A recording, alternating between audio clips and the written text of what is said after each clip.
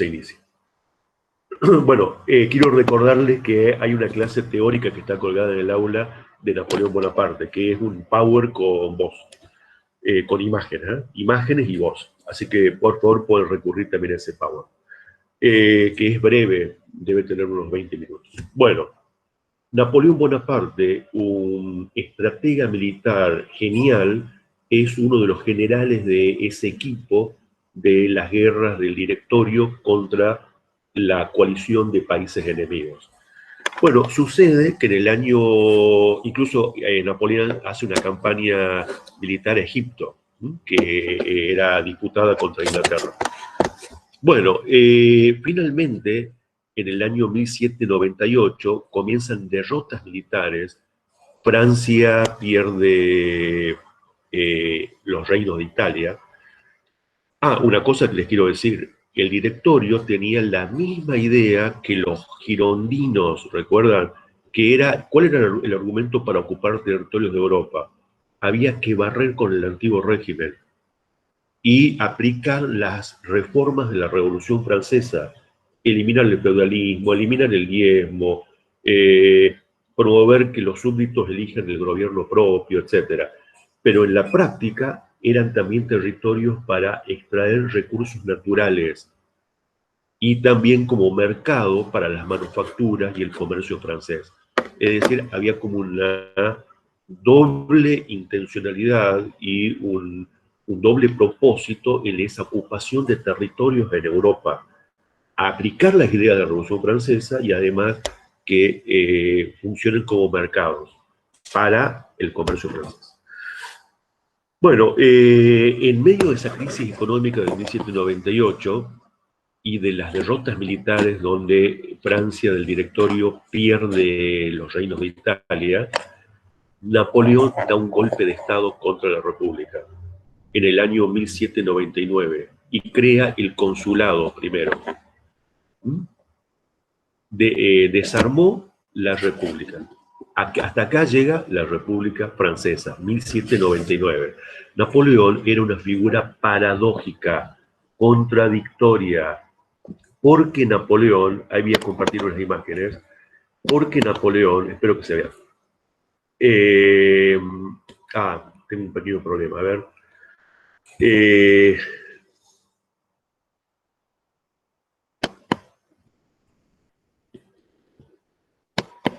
Bueno, porque Napoleón, a ver, esperen un momentito a ver si puedo.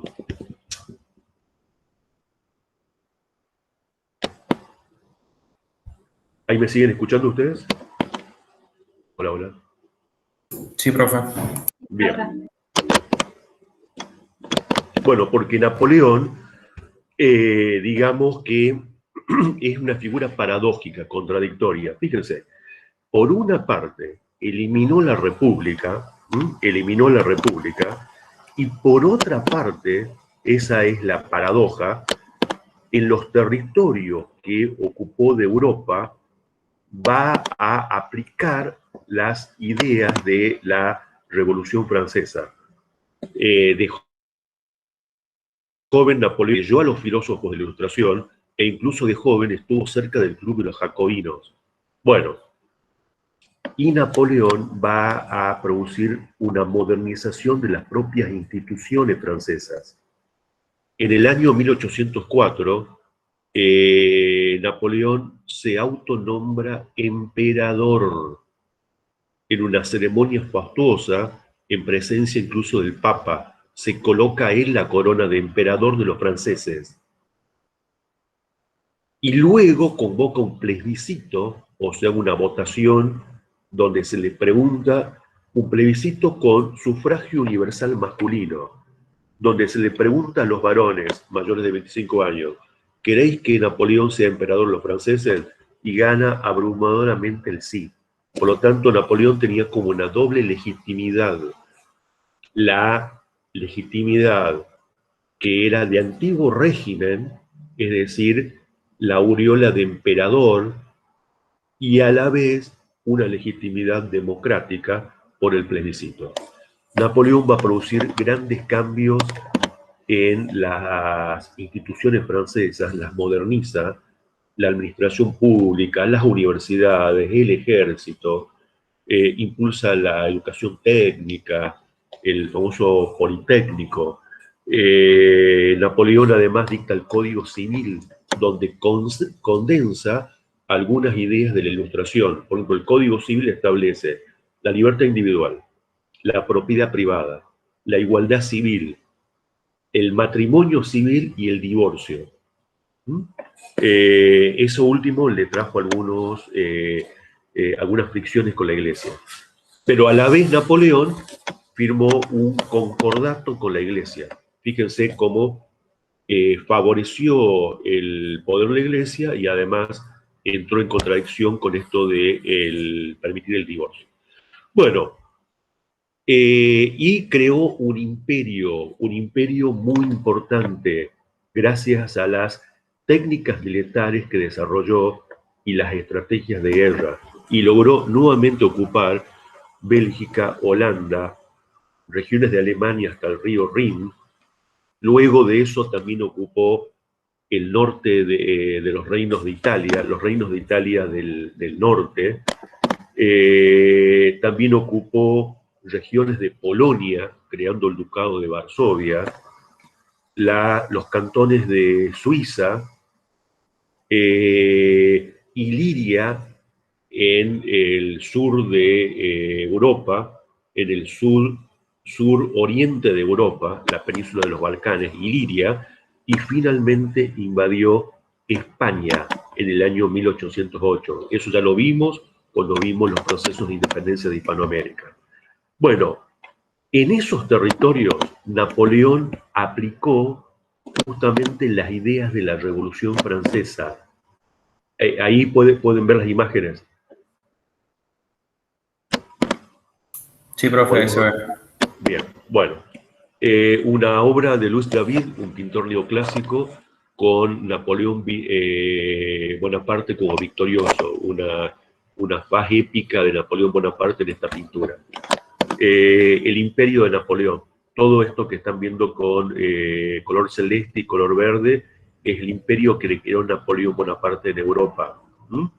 En estos territorios, Napoleón Bonaparte aplicó las reformas de la Revolución Francesa, eliminó el feudalismo, eliminó el diezmo, aplicó el Código Civil, permitió en algunos lugares que los súbditos elijan la administración, o sea, a su gobierno, y también simplificó el mapa de Europa y lo modernizó.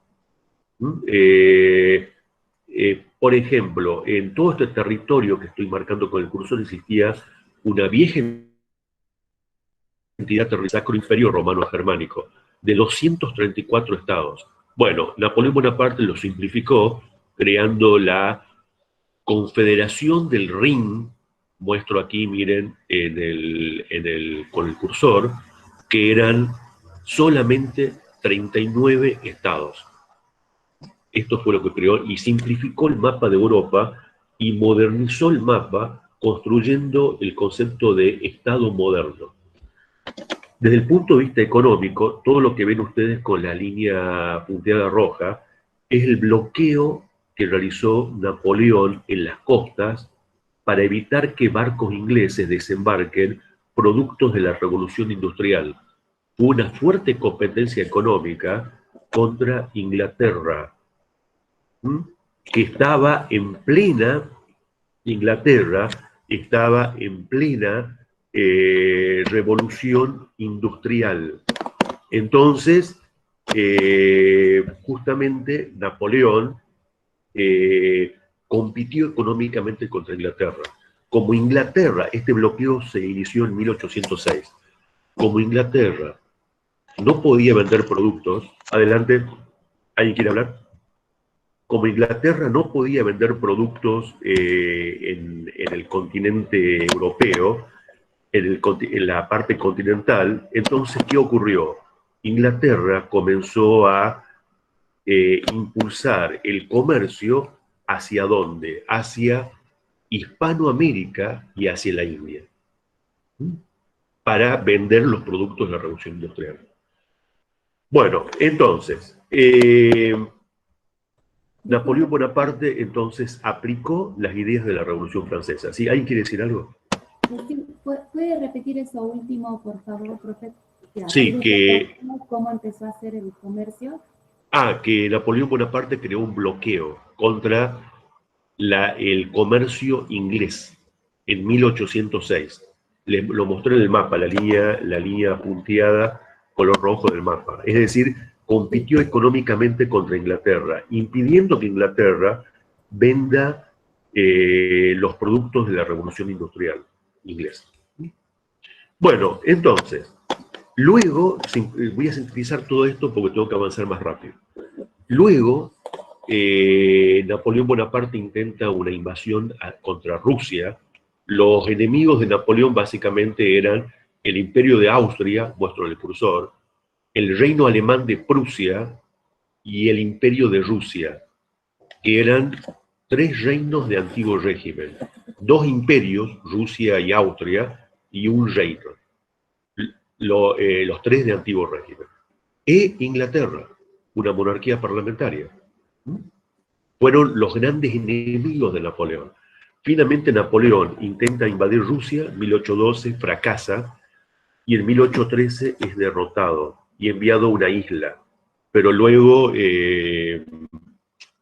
retorna por 100 días intentando rearmar su ejército, y nuevamente es derrotado en 1815 y enviado preso a una isla.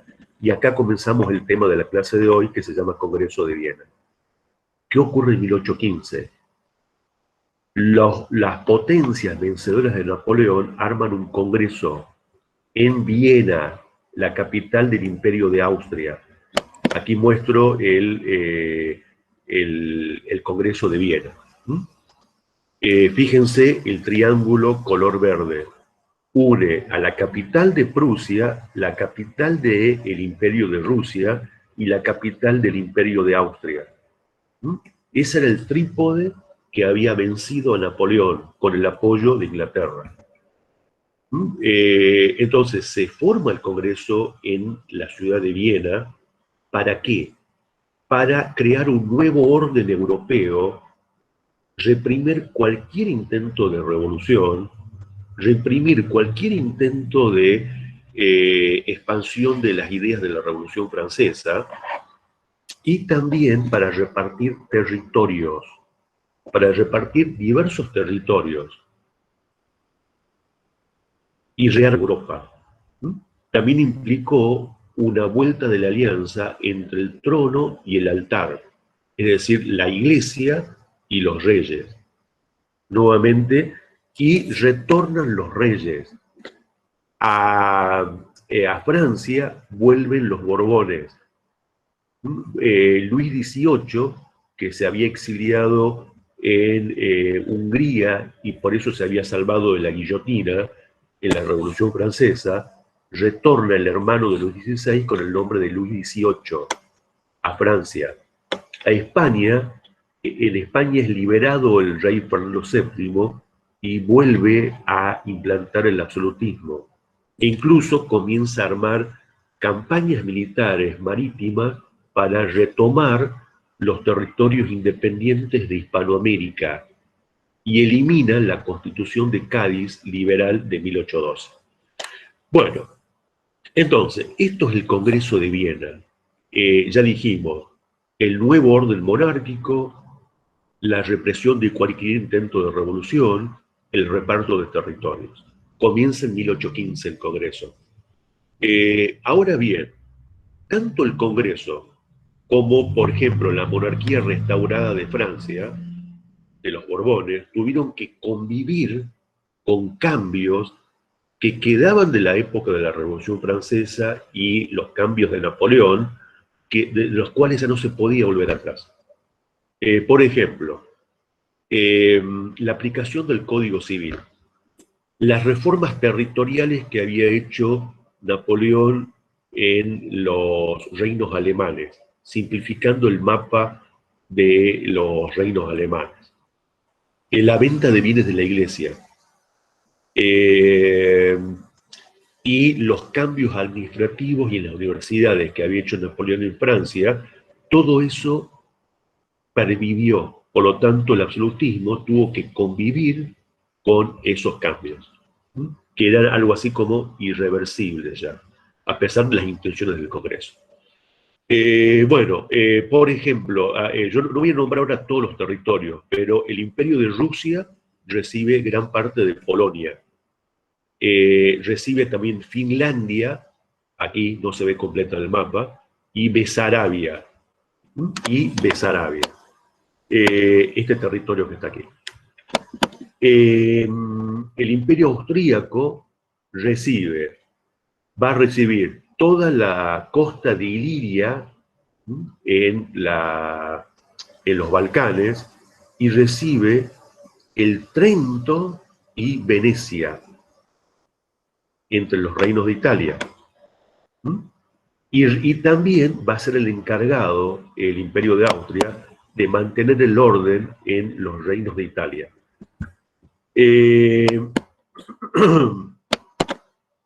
Entonces, volvemos al mapa. Sí, estoy saliendo un poquito del mapa porque están entrando personas al MIT. Bueno, entonces, eso recibe entonces el Imperio de Austria. Como ya dijimos, recibe parte de Iliria, el Trento, Venecia y el poder de controlar los reinos de Italia. Y Prusia también recibe reinos, regiones de la propia Alemania y recibe parte de Polonia. Inglaterra recibió islas y rutas marítimas. Ejemplo que recibió Inglaterra, una colonia que sigue hasta el día de hoy, que es Gibraltar. Aquí, miren, que justamente es un punto estratégico de salida y entrada al mar Mediterráneo. Aquí está, lo muestro con el cursor. Bueno, entonces,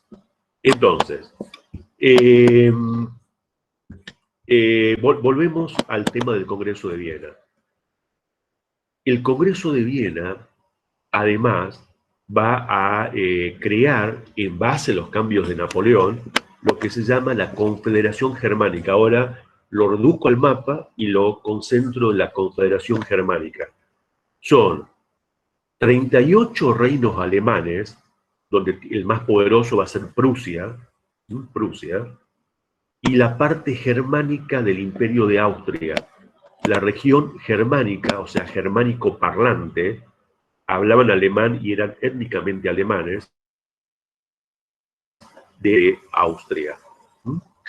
Y esa confederación germánica, reitero, son 39 reinos, tiene una dieta, un gobierno, con representantes de todos los reinos, pero en esa dieta el mayor poder lo va a tener Austria, con su ministro Metternich. Y en segundo lugar, Prusia. Van a ser quienes tienen el mayor poder en esa dieta. O dieta o gobierno, como le quieran llamar. Vamos a los reinos de Italia. En Italia va a haber 8 reinos. Ya dijimos, todo lo que está con naranja es la parte ocupada por Austria, por el Imperio de Austria. Y hay una parte que no se ve aquí en el mapa, que es el Trento, también ocupada por Austria. Y Austria va a ser encargada de mantener el orden en los reinos de Italia. Lo que está con azul es la Romania, son los territorios del Papa. En ese momento el Papa tenía un estado territorial que era Roma, la capital, y todo un territorio rural con pequeñas ciudades en toda esta región. Entonces, volvemos aquí al mapa principal. Entonces, el Congreso de Viena va a tener, como dije hace rato, como gendarme internacional al Imperio de Austria.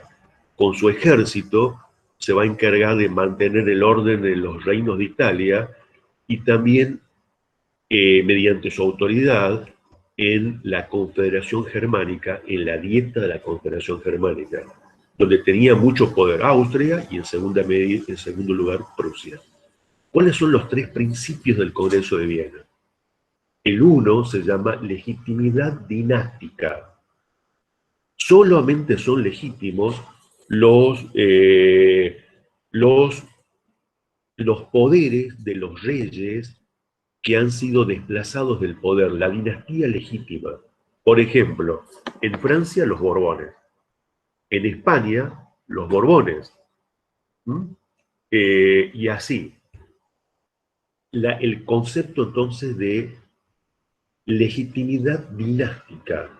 La familia que ha gobernado durante siglos tiene el poder y la legitimidad para seguir haciéndolo.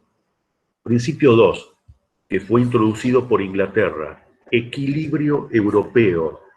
Es decir, ninguno de los grandes reinos de Europa o imperios podían avanzar unos sobre otros.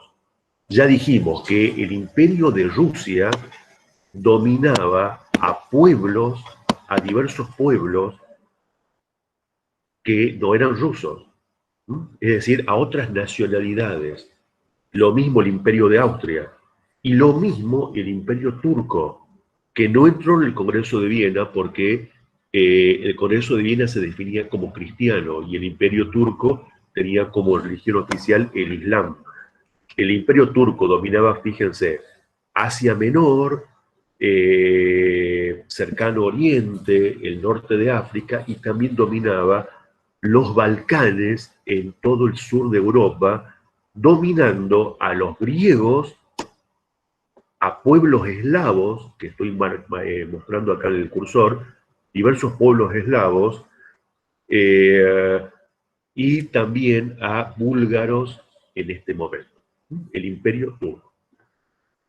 Y el último principio del Congreso de Viena es el de solidaridad entre los reyes. Si en un reino hay un intento de revolución, los otros reinos deben ayudar a sofocarla, a reprimirla. Ese es el concepto básico entonces del Congreso de Viena. El nuevo orden conservador, el retorno de los reyes y los tres principios que acabo de explicar. El segundo principio, introducido por Inglaterra, el de equilibrio europeo. Reitero, los imperios y los reinos no pueden avanzar unos sobre otros. Tiene que haber un equilibrio en Europa. Y además Inglaterra, si bien había logrado su objetivo, que era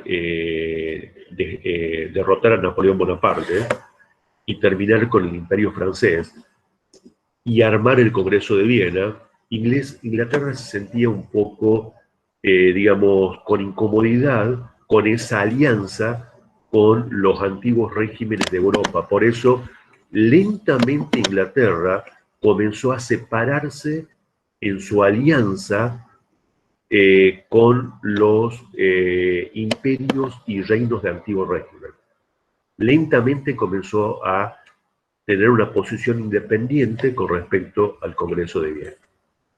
Bueno, ¿hasta acá hay alguna pregunta? Yo sé que fue muy rápida esta parte de la clase porque recordemos que hoy tenemos dos temas para ver. ¿Profe?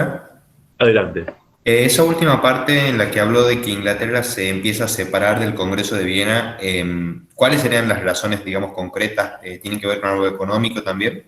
No. Tiene que ver básicamente con razones ideológicas, razones de tipo... por una parte son razones estratégicas y por otra parte son razones económicas. Razones ideológicas. ¿Por qué ideológicas? Porque en Inglaterra, recordemos que había dos partidos que se disputaban el poder, los Whigs, liberales, y los Tory, conservadores, en este momento. Y Inglaterra tenía una larga cultura política de monarquía parlamentaria, es decir, un monarca con un poder administrativo limitado y un parlamento que tenía la primacía de entonces, Inglaterra, gobernado por el partido White, liberal, tenía como una especie de aversión a los antiguos regímenes tan arcaicos como el Imperio de Rusia o el Imperio de Austria, especialmente al de Rusia. Ahí también surgió una especie de rusofobia que continúa hasta el día de hoy en Inglaterra, ¿no? Entonces, ese rechazo a los antiguos regímenes. Por eso Inglaterra lentamente comienza a tener políticas un tanto más independientes con respecto al Congreso. Y además ya Inglaterra había conseguido el equilibrio europeo, que lo acabo de explicar, y había conseguido territorios claves como islas o peñones. Ejemplo, acá muestro en el cursor, Gibraltar, que hasta el día de hoy España lo sigue reclamando. Punto estratégico para la entrada y salida del mar Mediterráneo. Entonces ya había conseguido los puntos clave que había buscado. ¿Le respondí su pregunta o necesitan mayor? No, muy bien, profe, ya comprendí, gracias. Bueno, entonces, ahora voy a explicar el tema de las tensiones que surgen con el Congreso de Viena. Con el Congreso de Viena van a surgir fuertes tensiones porque las ideas que había lanzado la Revolución Francesa en toda Europa, pero también en otros puntos del globo, como la India, como Hispanoamérica, también en Norteamérica, por supuesto, empiezan a fermentar, empiezan a actuar, a formarse grupos en diversos lugares de Europa. Y entonces es que van a ir formándose 4 grandes fuerzas que van a intentar desarmar el Congreso de Viena en 3 oleadas revolucionarias. En la oleada de 1820, 1830 y 1848. Vamos a la fuerza número 1. Quiero aclarar algo, ¿no? No es que nacen exactamente en este momento. Ya eran corrientes ideológicas y económicas que venían desde antes. Venían desde el siglo XVIII, en gran medida. Y otras van eclosionando en el siglo XIX. Algunas vienen desde antes y otras eclosionan ahora. ¿Cuáles son esas 4 fuerzas? 1, la corriente liberal, formada por la gran burguesía, Disculpen, ¿ustedes siguen viendo el mapa o ya no? Sí, Sí, profe, profe, se ve el todavía mapa. se ve. Bueno, muy bien. Entonces, la corriente liberal, formada por la gran burguesía industrial, financiera, comercial, y por algunos sectores de la aristocracia. Aristocracia liberal, quiero aclarar, eran sectores aristócratas, pero liberales. ¿Qué modelo político defendían? La monarquía parlamentaria de Inglaterra y el de la Constitución francesa de 1791, recuerdan, que había creado una monarquía constitucional. Esto de paso, repaso para el parcial.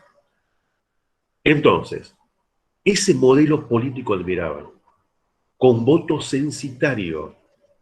Esta corriente liberal rechaza la idea de que todos puedan votar. No, solamente pueden votar los varones que tengan propiedad de la tierra o paguen impuestos por el comercio.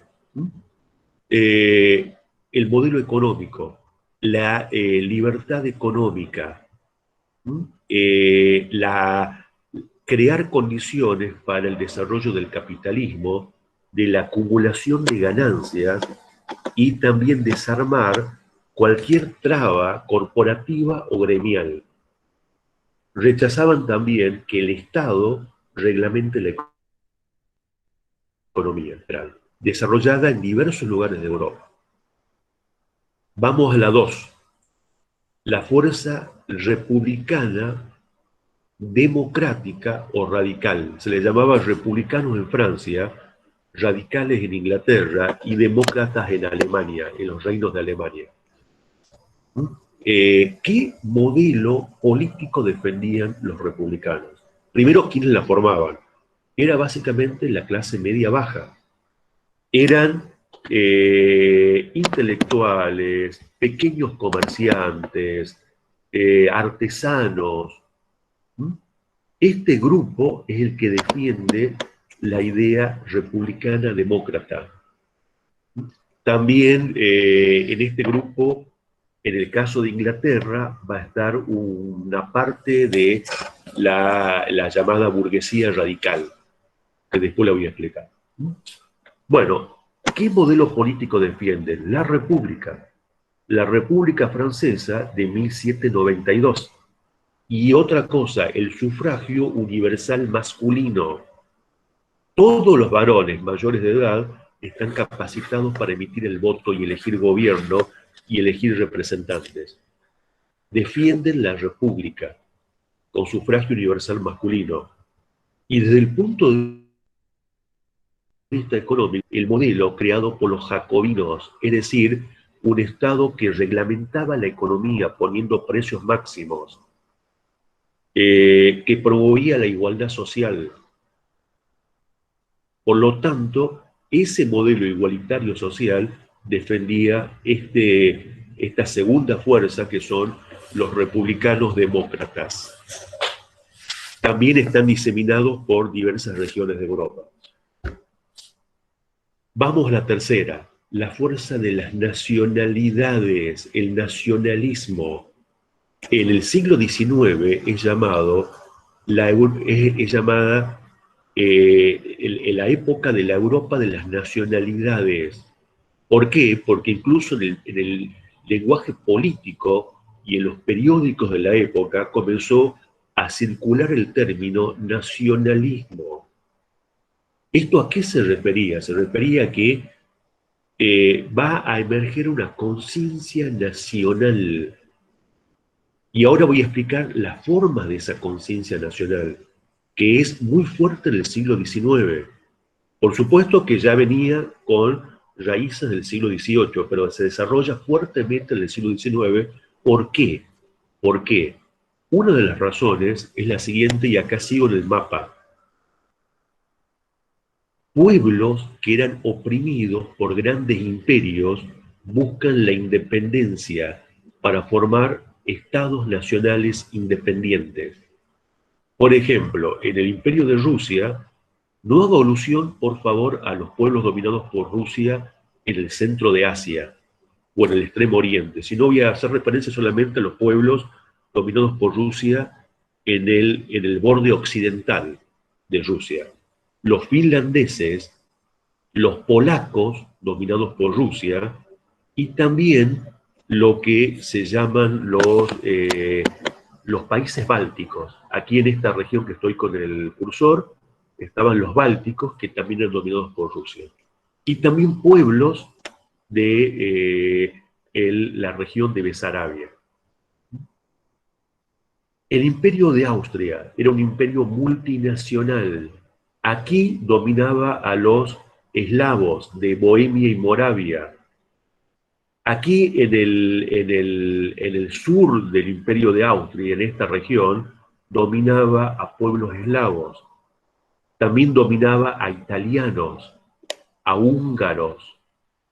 Todos esos pueblos que estoy nombrando buscaban independizarse del imperio de Austria mediante esa conciencia nacional. También Prusia, el reino alemán de Prusia, dominaba a polacos en esta región. Y el imperio turco, que ya dijimos no había entrado al Congreso de Viena, dominaba en el sur de Asia, en los Balcanes, a los griegos, estoy marcando con el cursor, a pueblos eslavos como los croatas o los eslovenos o los serbios, y también a los búlgaros, que no era un pueblo eslavo.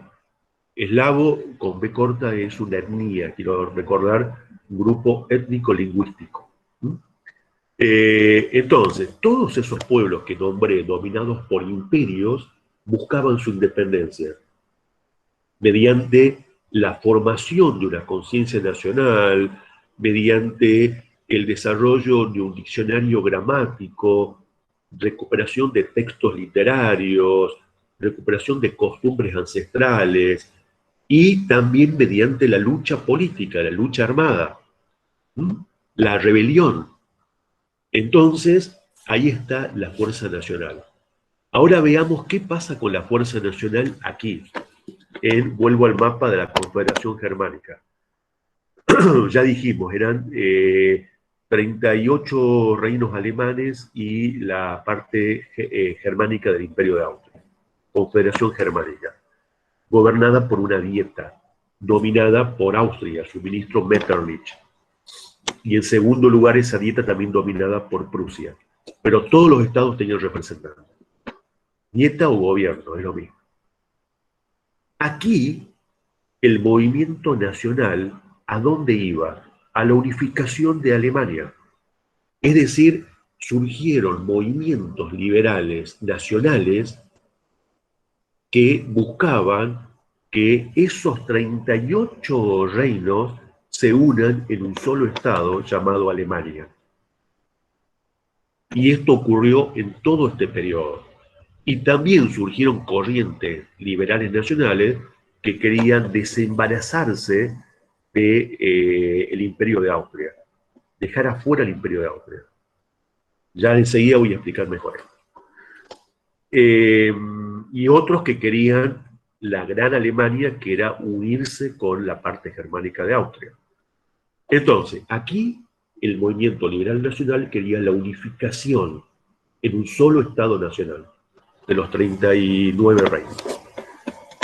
Vamos a los reinos de Italia, eran 7. Eran 7, ya dijimos que todo el norte, Venecia y el Trento estaban dominados por Austria, ocupados por Austria, y también Austria había ocupado parte de la Lombardía. Todo lo que está con naranja ocupado por Austria. Y el Imperio de Austria, ya dijimos, vigilaba a los reinos para mantener el orden. Bueno, aquí también surgieron movimientos liberales nacionales para unificar toda Italia en un solo Estado. Y también luchar contra la hegemonía que tenía el Imperio de Austria en el norte de Italia y para liberar esos territorios. Surgió todo un movimiento liberal nacional, reitero, de unificación de Italia en todo este periodo. Bueno, hay preguntas hasta aquí sobre las tres fuerzas. Me falta explicar la última. La fuerza liberal, la fuerza republicana demócrata y la fuerza del nacionalismo, de la Europa de las nacionalidades. ¿Hasta aquí hay alguna pregunta? La clase va muy rápida porque tenemos mucho para hablar. Profe, ¿puede explicar de nuevo la corriente nacionalista? Porque se me salió la llamada y no llegué a escuchar. De acuerdo, sí. La corriente nacionalista va a tener un fuerte desarrollo como oposición al Congreso de Viena, porque en Europa surgen la conciencia nacional. Por eso se le llama la Europa de las nacionalidades en el siglo XIX. Es más, la palabra nacionalismo entra al lenguaje político y periodístico de la época. ¿Por qué? Porque el imperio de Rusia dominaba a pueblos que buscaban su independencia. Lo mismo el imperio de Austria dominaba a pueblos que buscaban su independencia. Lo mismo el imperio turco dominaba a pueblos que buscaban su independencia, mediante esa conciencia nacional. Ejemplo, Rusia dominaba a finlandeses, polacos y pueblos de la región de Besarabia. El imperio de Austria dominaba a eslavos en Bohemia y Moravia, aquí también en el sur, a eslavos, a húngaros y a pueblos italianos. Y el imperio turco en el sur de Europa dominaba a los griegos, a pueblos eslavos del sur, ejemplo los croatas o los eslovenos, y también a los serbios, que era otro pueblo eslavo, y a los búlgaros.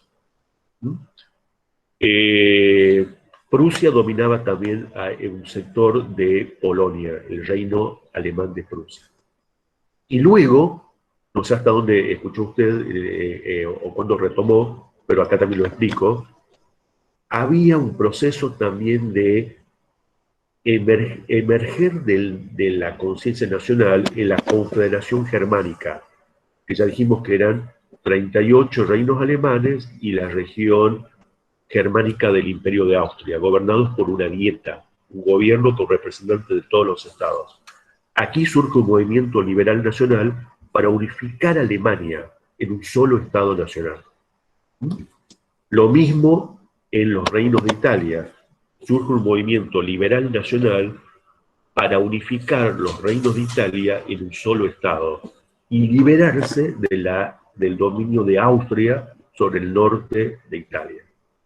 Bueno, esa es la fuerza del nacionalismo, la tercera. Y la última es el socialismo. Recordemos que las corrientes socialistas habían surgido como crítica al capitalismo y especialmente a las consecuencias de sobreexplotación de la masa obrera durante la Revolución Industrial.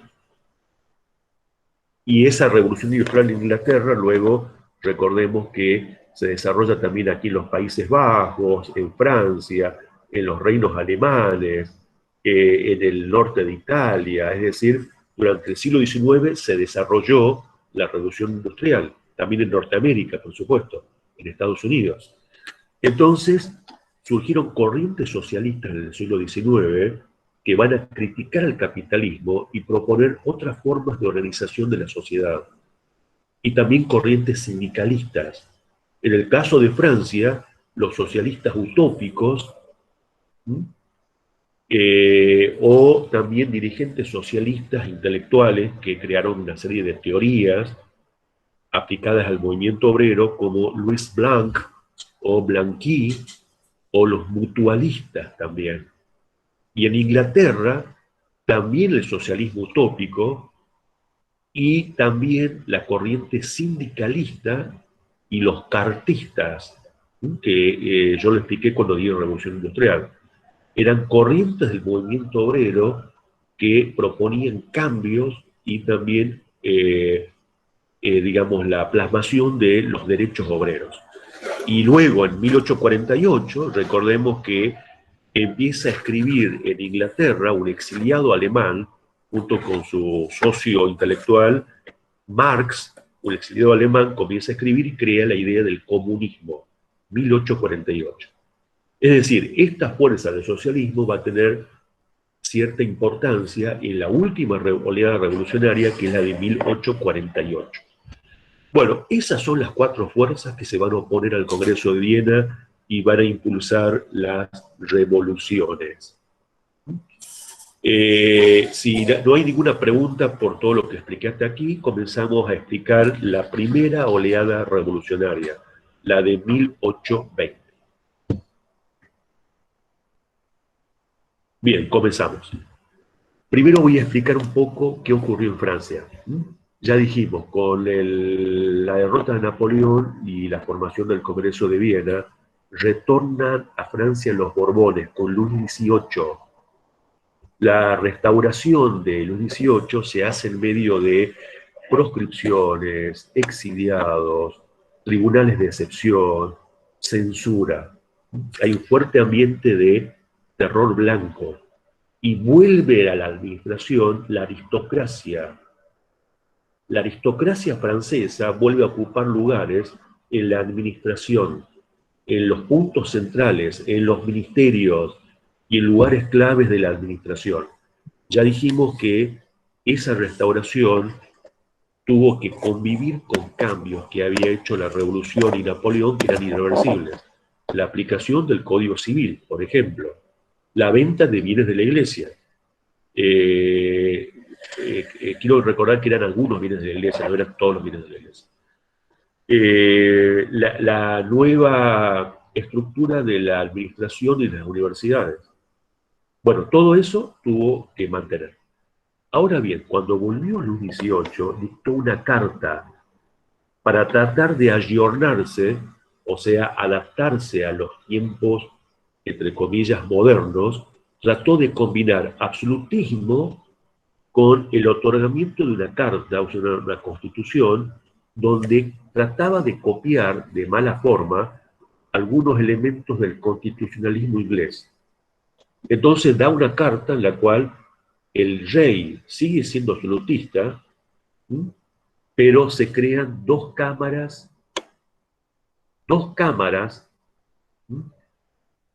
una, la de los pares, que es nombrada por el rey y es hereditaria, y otra, Cámara de Diputados, donde se elige a los diputados con voto masculino censitario. Solamente pueden votar, ya dijimos, los varones que tengan propiedad de la tierra o paguen impuestos. Y paguen impuestos, perdón, por la tierra y por fondos de comercio. Había que pagar impuestos para tener, y además una cierta cantidad de impuestos para tener derecho a voto. Entonces, en ese momento, los liberales, los republicanos y los bonapartistas son opositores a la monarquía absoluta. Los liberales también van a actuar en la Cámara de Diputados, porque algunos liberales y bonapartistas son elegidos para la Cámara de Diputados. Ya dijimos con votos censitarios. Y también van a tener una actuación en la prensa, en los periódicos de la época. Van a tener una fuerte militancia en los grupos liberales, republicanos y bonapartistas, opositores al rey Luis XVIII. Bueno, comenzamos a explicar el intento de revolución de la década del 20. En la década de 1820 había un conjunto de asociaciones en toda Europa que se llamaban los carbonarios, con B larga. Eran grupos secretos como estructura de logia masónica, integrada básicamente por estudiantes universitarios e incluso también por intelectuales y también incluso por miembros del ejército. Ejemplo, en Francia lo integraban algunos miembros de la Guardia Nacional. En España lo integraban algunos miembros del ejército español. Y en Italia, grupos artesanales, estudiantiles, y esos carbonarios van a intentar revoluciones. Intentan una en Francia, fracasan, con una fuerte represión del rey. Los carbonarios intentan una rebelión contra el rey acá en Nápoles, aquí estoy marcando con el cursor el sur de Italia, y también en Piamonte, en el norte, pero fracasan y son reprimidos. En el caso del Reino de España, una expedición naviera estaba por zarpar en 1820 hacia América para atacar los pendientes de Hispanoamérica. Esa expedición era, digamos, encabezada por un general llamado Riego. Bueno, cuando estaba por zarpar esa expedición, Riego se rebela, era de un grupo carbonario liberal, lo derroca al rey, se va al exilio el rey absolutista, o sea, Fernando VII, y reimplanta la Constitución Liberal de Cádiz. Pero ese gobierno liberal duró solamente 3 años, porque Francia mandó tropas y lo restauraron al rey Fernando VII.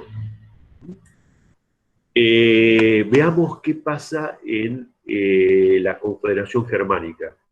Surgen asociaciones universitarias y grupos de la burguesía que impulsan, liberales, que impulsan la idea de la unificación nacional. Surgen asociaciones universitarias, reitero, que empiezan a impulsar las ideas liberales y nacionales. Y también surgen constituciones en el sur, aquí estoy marcando, de la Confederación Germánica, con elementos liberales.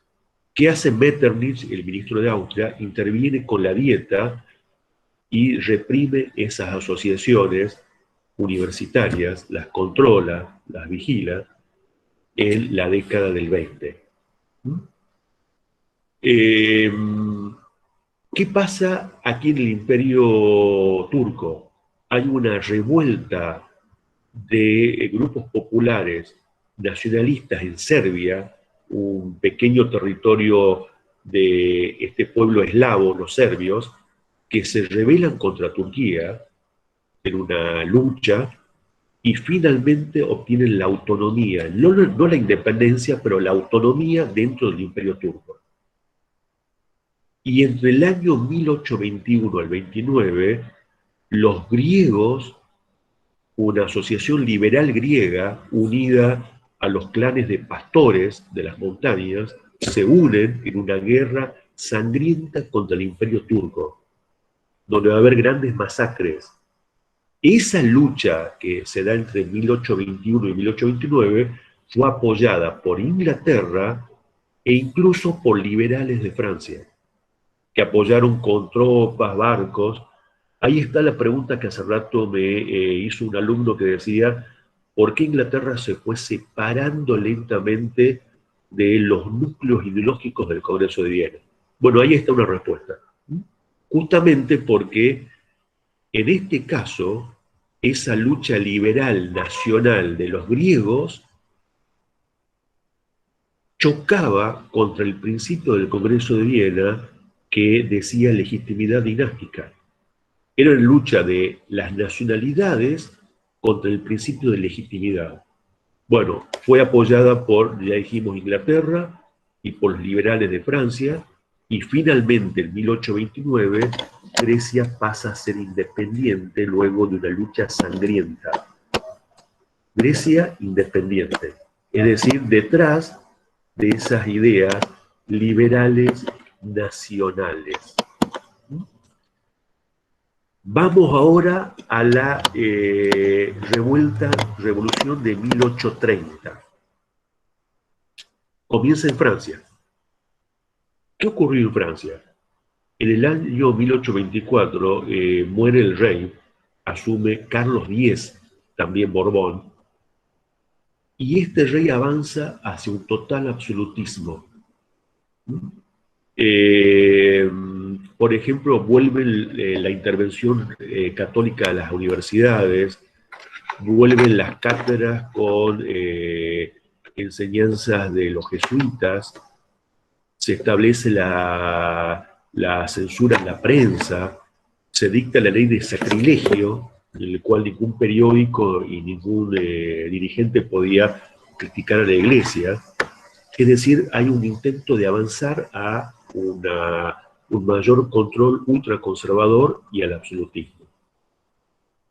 Y en el año 29, en medio de una crisis económica, el rey Carlos X, para desviar la atención de la enorme crisis económica, manda barcos y van a ocupar Argel, aquí en el norte de África. Y ahí comienza la colonización muy lenta de Argelia, año 29.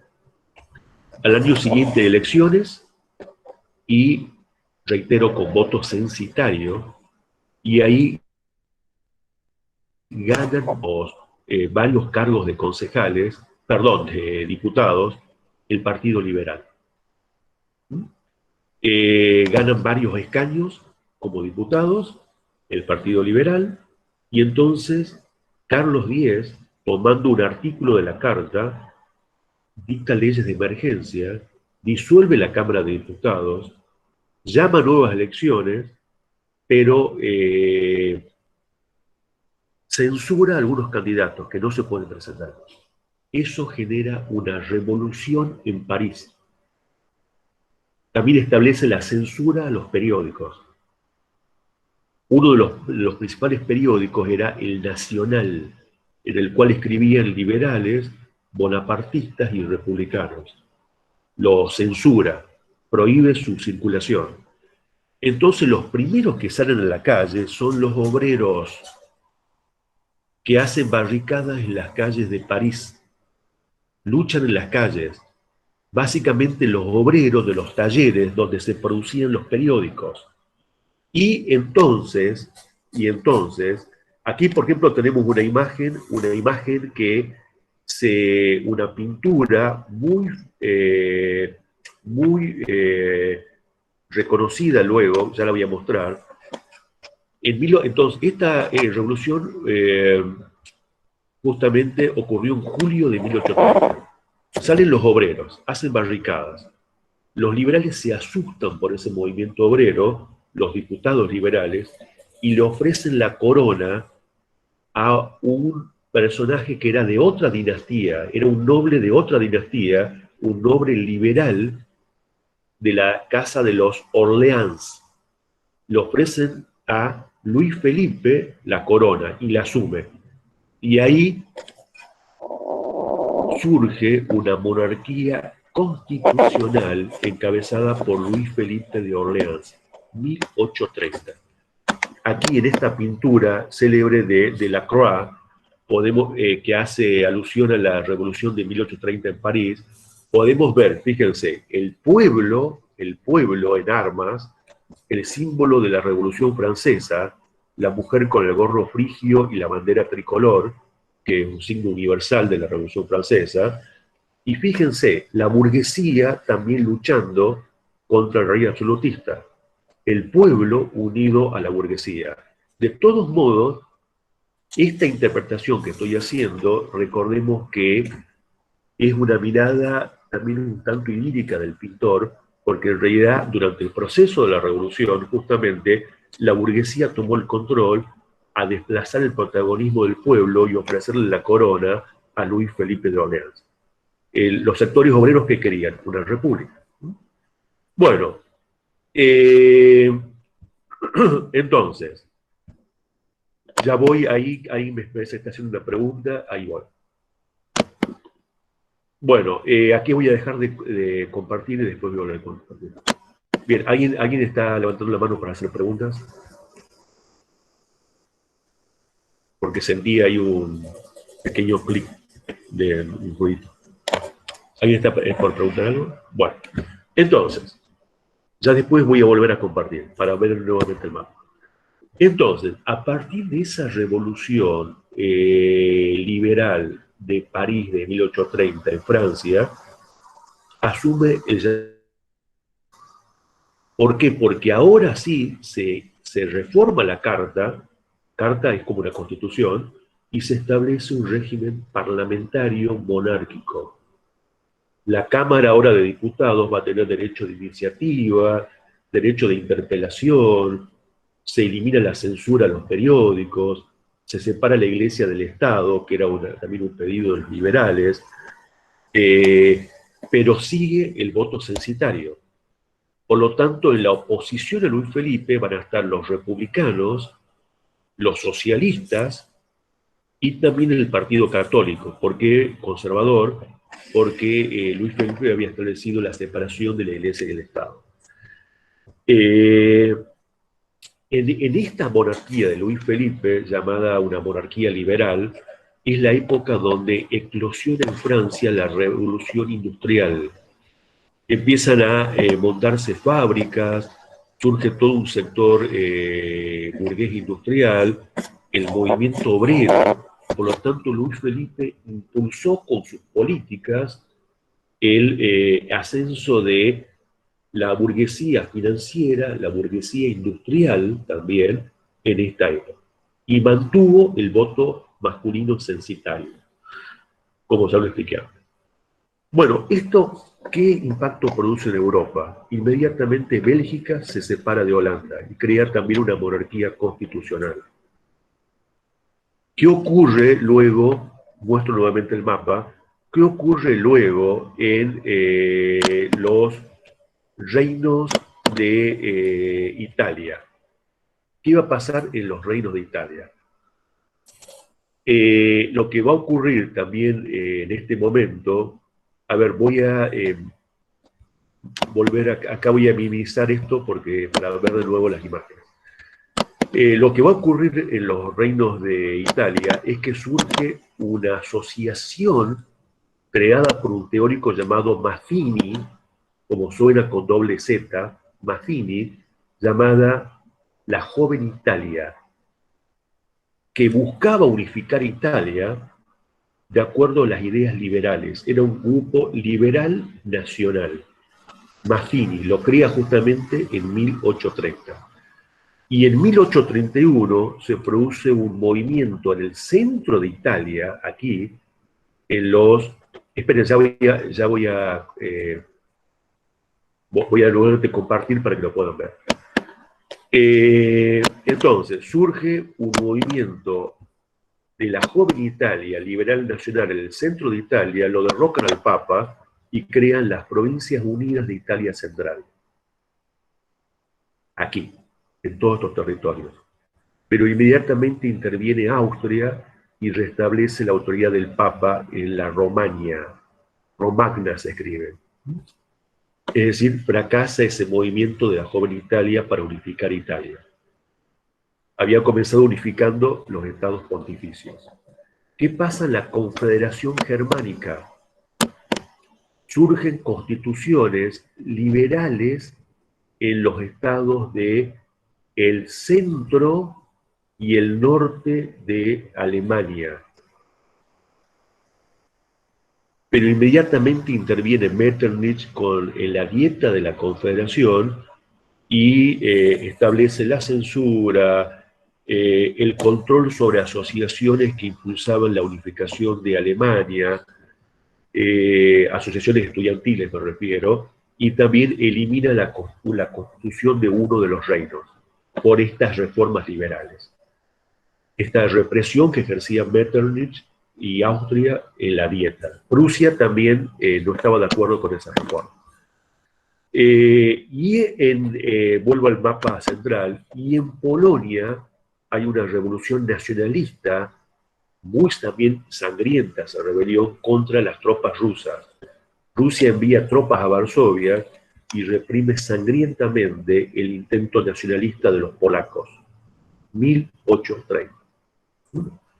Entonces, ahí vemos cómo esa revolución del 30 que comenzó en Francia tuvo diversas repercusiones en muchas regiones de Europa.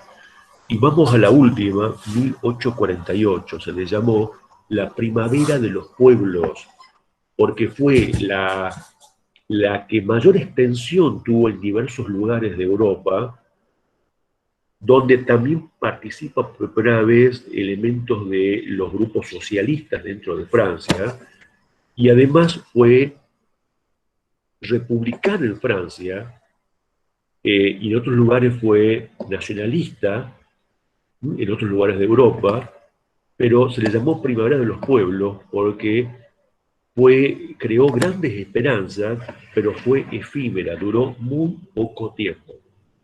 ¿Cuál es el contexto socioeconómico de la oleada revolucionaria de 1848? Tiene que ver en gran medida por el malestar campesino, malestar urbano, producido por crisis económicas. Entre 1846 y 47 se van a producir crisis agrarias. ¿Se acuerdan que nosotros explicamos, y esto es para el repaso también, para el parcial, ¿se acuerdan que explicamos las crisis agrarias del antiguo régimen? ¿Recuerdan, no? Los ciclos de carestía, que ya los explicamos, que ocurrían en la Europa feudal, en la Europa de la transición del feudalismo al capitalismo, ocurren también ahora. ¿Por qué? Porque en varios lugares la papa, que era un alimento muy consumido por los pobres, va a sufrir una plaga y cae abruptamente la producción de papa. Ejemplo, en Irlanda, que era una colonia de Inglaterra. Irlanda era Sí, adelante. Disculpe, ¿qué año dijo que comienza la crisis? La enfermedad de la papa, la plaga de la papa, comenzó en 1846. Bien, gracias. Es decir, en estos años, 2 años antes de la revolución de 1848, comienza, insisto, una crisis agraria, la enfermedad de la papa, pero también una crisis agraria por la baja productividad de trigo, cebada y centeno. Esa baja productividad va a producir crisis de hambre campesinas en los Países Bajos, en Flandes, muestro con el cursor, alemanes en este periodo. Crisis de hambre y aumento del precio de los alimentos, que impacta entre los pobres de las ciudades. De modo que hay motines y hay rebeliones en diversas regiones sociales por esto. Incluso en Alemania vivió una tragedia humana, esta colonia de Inglaterra. ¿Por qué? Porque ahí se calcula que en todo este periodo van a morir de hambre casi 1 millón de personas. Una tragedia terrible que llevó también a que miles y miles de irlandeses emigren ¿hacia dónde? ¿Hacia dónde emigran durante el siglo XIX miles de irlandeses, con familias enteras? ¿Estados Unidos puede ser? Perfecto. Bien, muy bien. La migración irlandesa a Estados Unidos. Muy bien. Y además de esa crisis, ya dijimos, de baja productividad de la tierra, de hambre, de malestar, de motines populares, además también las artesanías textiles que estaban desarrolladas en diversas regiones, Flandes, los reinos alemanes, el centro de Europa, van a sufrir el impacto de la llegada de los productos baratos de la revolución industrial. De la revolución industrial inglesa, pero también de la revolución industrial en el norte de Francia, en Sajonia, aquí en Alemania, de modo que esos productos baratos empiezan a impactar y producir una grave crisis social entre los artesanos textiles. Todo eso que estoy explicando es el trasfondo de la oleada revolucionaria de 1848, disculpa. Vamos a Francia. En Francia, ya dijimos, estaba reinando el llamado rey burgués, Luis Felipe de Orleans, que había consolidado la monarquía constitucional y un fuerte ascenso de los sectores de la burguesía, tanto en los cargos públicos como en la economía. Bueno, en este momento, ¿qué reclamaban los republicanos? El voto universal masculino, la república. ¿Qué reclamaban los sectores obreros y socialistas? Los derechos obreros, justamente en medio de la vorágine de la revolución industrial con la sobreexplotación de la masa obrera. También había críticas por derecha, porque el Partido Católico quería volver a la unión de la Iglesia y el Estado. También había un sector, digamos, muy influido por la Iglesia que se oponía al rey Luis Felipe. Por otro, el primer ministro del rey, llamado Guizot, con Z, como suena, Guizot, que era un teórico liberal, era historiador. Este primer ministro, del cual vamos a hablar después cuando hablemos de la teoría liberal, simplemente ahora hago referencia a algo concreto. Ante el reclamo de los sectores republicanos para lograr el voto universal, ¿qué argumentación tenía Guizot?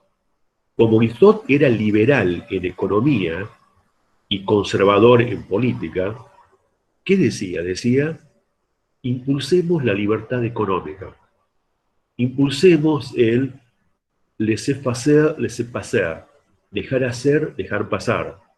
Dejemos que las fuerzas económicas se muevan con libertad para acumular. Y entonces, ¿qué argumento tenía Guizot trasladando eso al nivel del reclamo electoral? Decía, franceses, enriqueceos, ese es el camino. Y entonces Guizot aprobó una ley electoral para bajar el censo de 300 francos a 200 francos. ¿Qué significaba esto?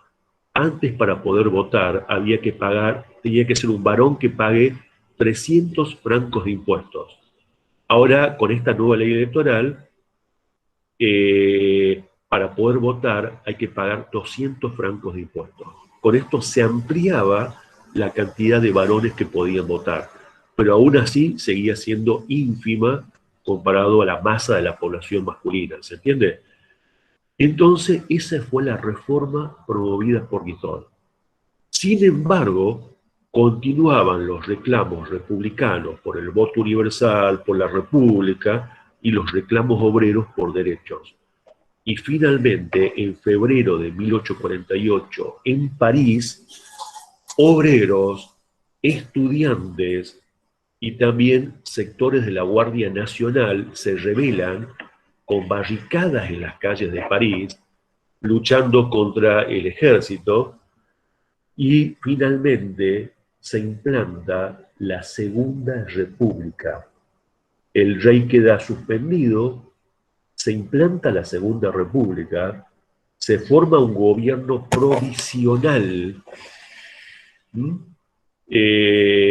Y se convoca una asamblea constituyente con sufragio universal masculino, año 1848.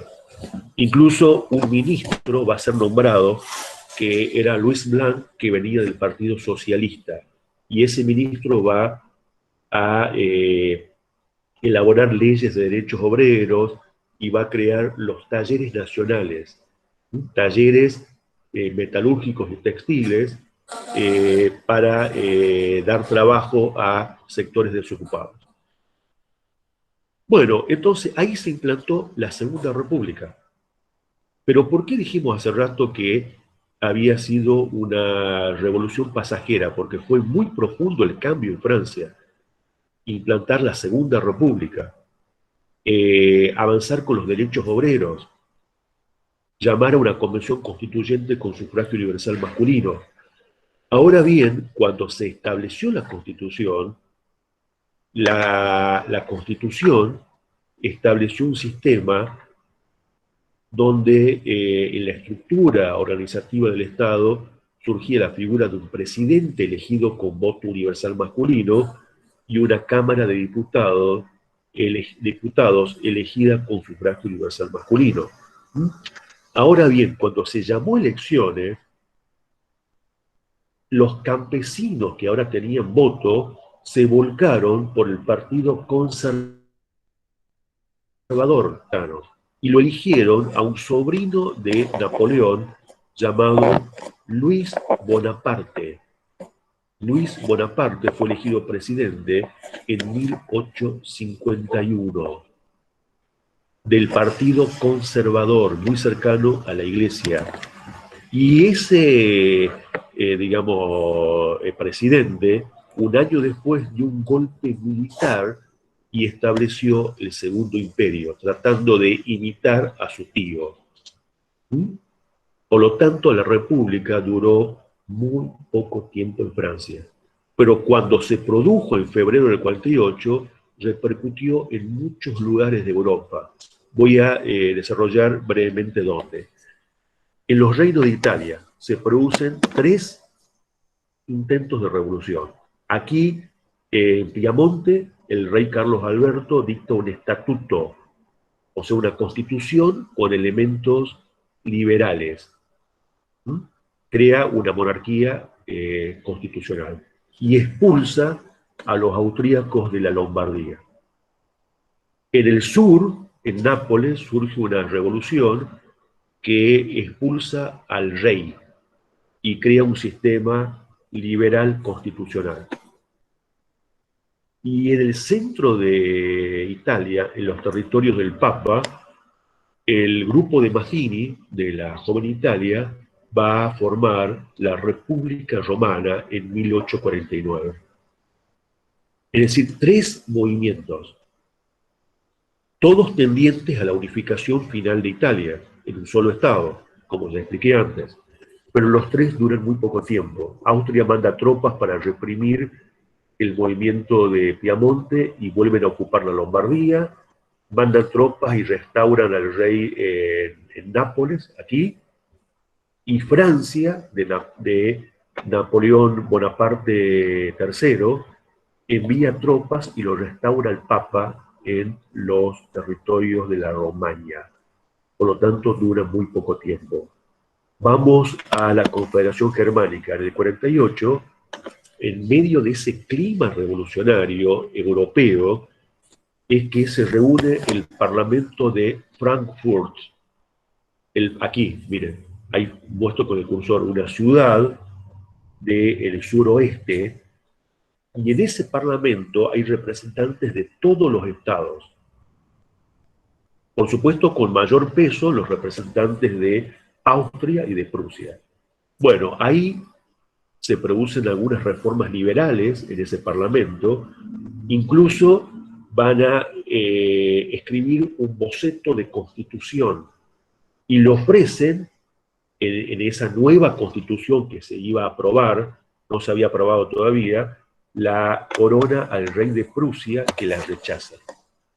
Y luego el Parlamento comienza a discutir la unificación de Alemania bajo dos conceptos.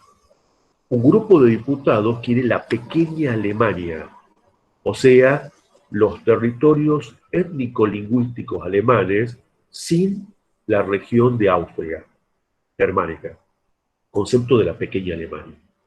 Y otros diputados proponen la gran Alemania, todo lo que estoy mostrando con el cursor, es decir, los territorios históricamente alemanes étnico-lingüísticos sumado a la región germánica de Austria.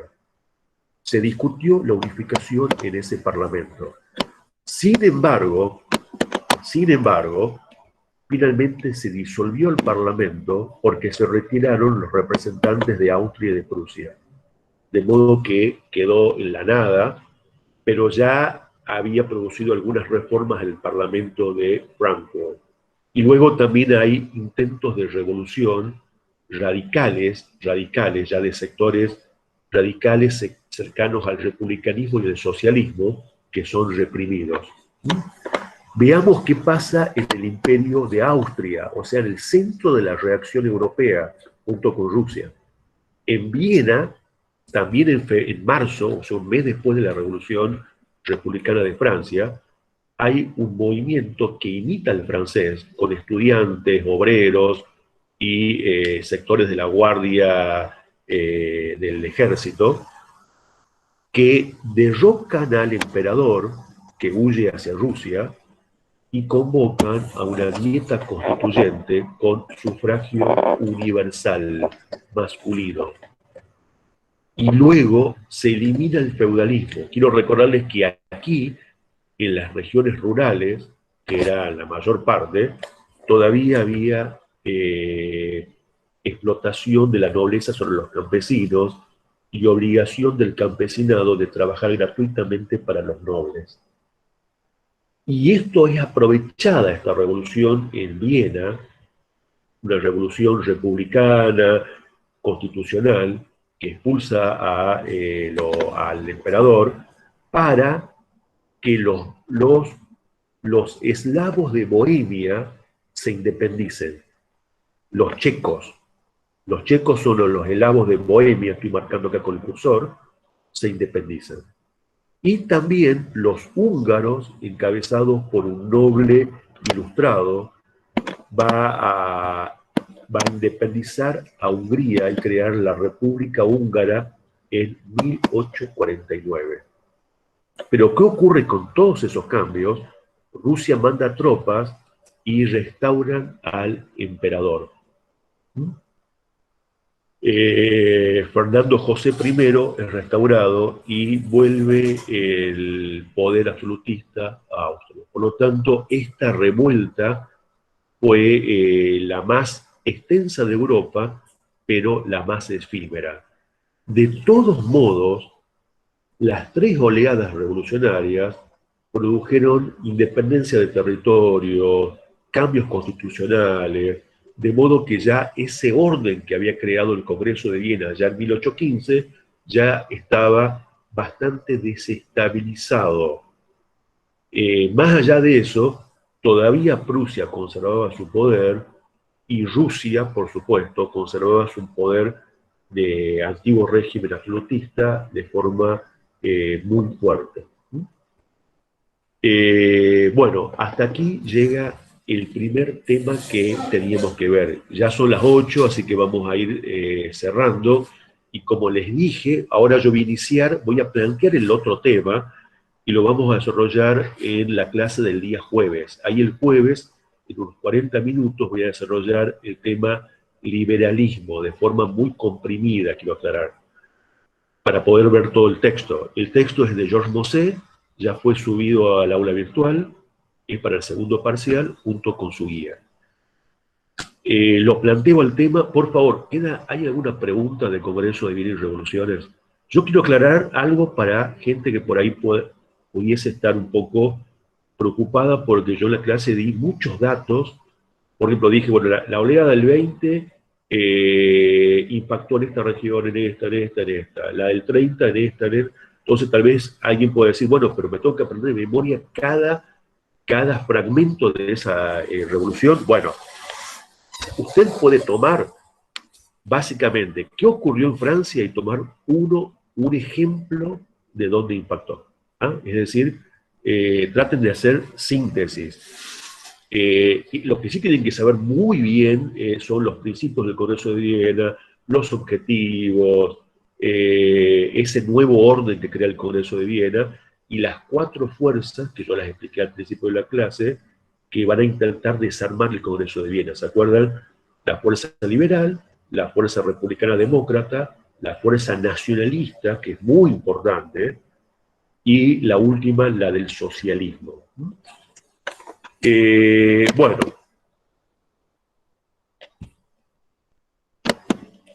aquí estamos de nuevo. Entonces, ¿hay alguna pregunta de todo esto que expliqué del primer tema? ¿Preguntas? ¿Comentarios?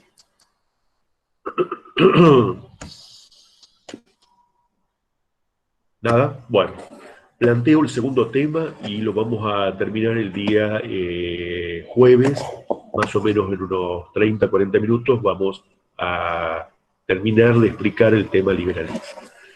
Mientras todo esto estaba ocurriendo, todo lo que expliqué estaba ocurriendo, la derrota de Napoleón, el Congreso de Viena, la restauración de los reyes en el trono, la reacción conservadora de ese Congreso que reprime cualquier intento de revolución, todo eso estaba ocurriendo.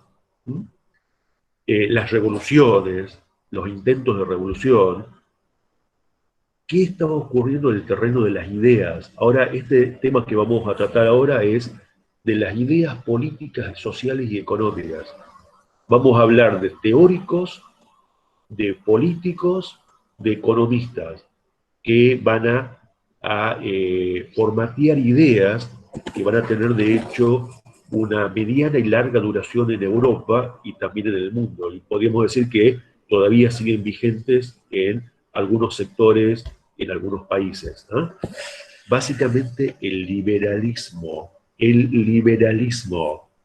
que se desarrolla en Francia, en Inglaterra, en los reinos alemanes, en los reinos italianos. La corriente liberal, otro término nuevo en los diccionarios políticos de la época y en los periódicos de la época. El liberalismo, la idea de exaltar la libertad. El autor del texto, Jean Mosset, en diversos lugares del texto usa un término que es la religión de la libertad.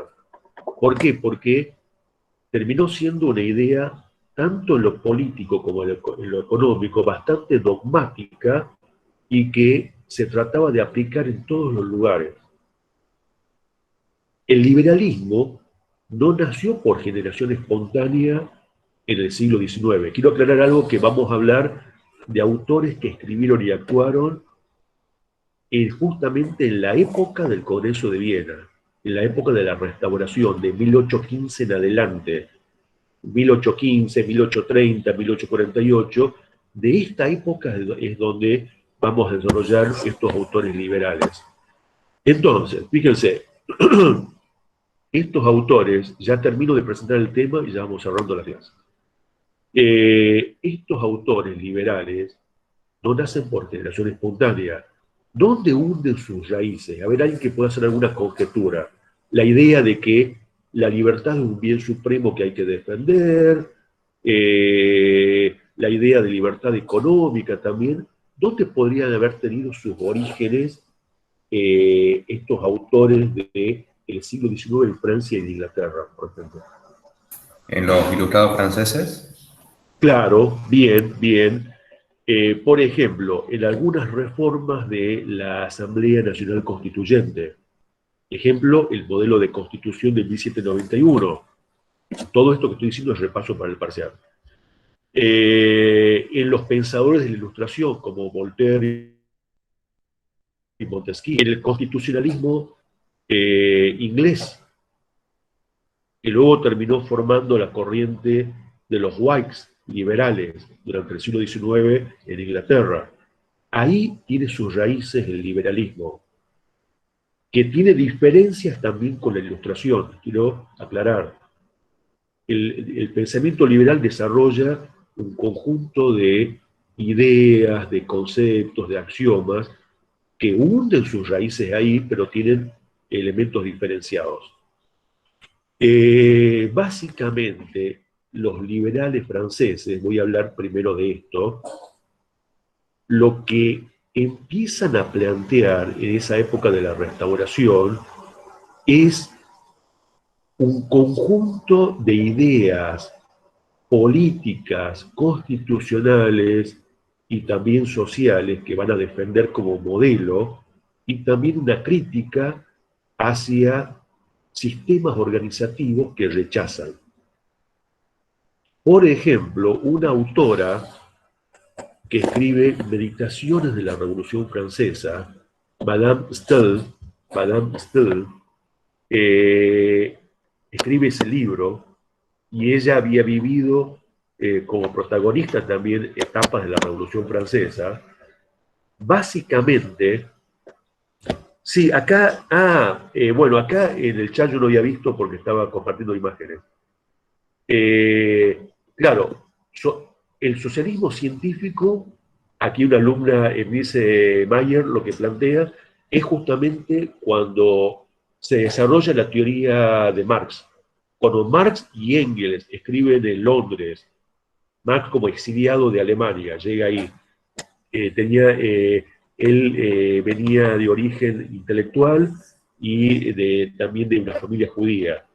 Él tiene que huir como exiliado por los intentos de cambios que había en los reinos alemanes, en Renania. Él es el que crea el socialismo científico, es decir, el comunismo, cuando escriben un texto que se llama el Manifiesto Comunista, 1848.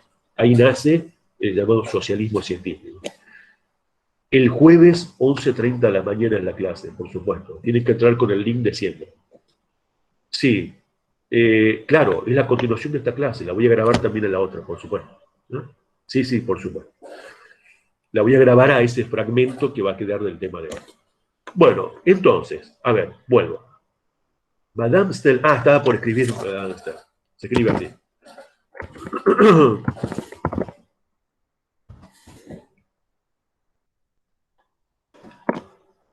Bien, esta intelectual escribe el libro que se llama Consideraciones sobre la Revolución Francesa. ¿Qué dice básicamente? Y es un lugar común de los liberales franceses. La libertad es un bien supremo que hay que defender. Y la libertad solamente se puede desarrollar en el modelo de la Constitución francesa de 1791, es decir, de la Asamblea General Nacional Constituyente, o en el modelo de la monarquía parlamentaria de Inglaterra.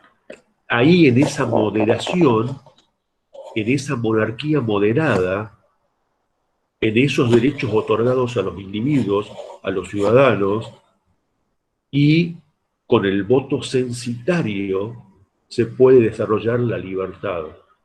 ¿Por qué?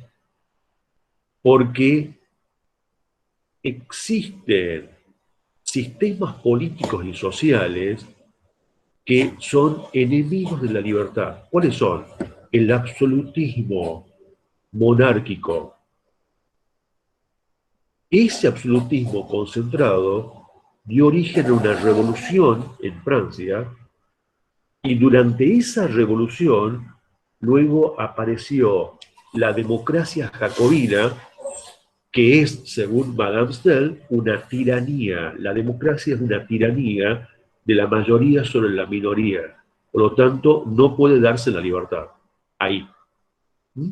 Y también dice Madame Staël que luego esa república terminó siendo derrocada por Napoleón, y Napoleón concentró el poder personal y tampoco en ese régimen napoleónico podía darse, según ella, aunque otros autores sí señalaban que Napoleón había desarrollado la idea de libertad, la libertad. Por lo tanto, insisto, la libertad solamente puede darse en esos sistemas que acabo de nombrar, la Constitución francesa de 1791 y la Constitución inglesa de la monarquía parlamentaria. Ahí solamente. ¿Por qué? Porque si no caemos como, según ella, la democracia jacobina era un exceso de la libertad. Y antes de darle al pueblo derechos políticos, decía Stahl, había que elevarlo moralmente. Ese era el concepto básico de los liberales. El pueblo no puede tener derechos políticos, según los liberales. No pueden tener derecho a voto. ¿Y qué era para ella y para los demás liberales franceses las condiciones morales para acceder a los derechos políticos? Eran condiciones educativas y económicas. Solamente se puede ser sujeto político si uno es sujeto económico y es sujeto moral en su formación educativa. Se podía no tener formación educativa, pero tener propiedades de la tierra o tener capital comercial y pagar impuestos. Entonces sí se tenía derecho a voto. Bueno, esas eran las capacidades morales para los liberales franceses. Bueno, ahí dejo entonces de Madame Staël y la próxima clase comienzo a desarrollar el resto de los liberales franceses, los liberales ingleses y dentro de los liberales ingleses vamos a ver una escuela filosófica llamada el utilitarismo. Bueno, esa va a ser el plan de la clase que viene. ¿Quedan preguntas ahora? ¿Hay preguntas para responder o algún comentario que quieran hacer? ¿Algún elemento para participar? ¿Conceptos? Bueno, entonces el jueves seguimos a las 11:30 de la mañana, aproximadamente 30-40 minutos, termino de dar el tema del liberalismo. Texto de Georges Mosset. Bueno, entonces hasta el día jueves, y recuerden también lo que les transmití acerca del parcial. El día viernes les va a llegar un instructivo con el formato y los pasos para el parcial del día sábado a las 9 de la mañana. Bueno, entonces hasta el jueves y bueno, estamos en pronta conexión. Hasta luego. Chao, profe. Chao, hasta luego. Chao. Hasta luego. Hasta luego.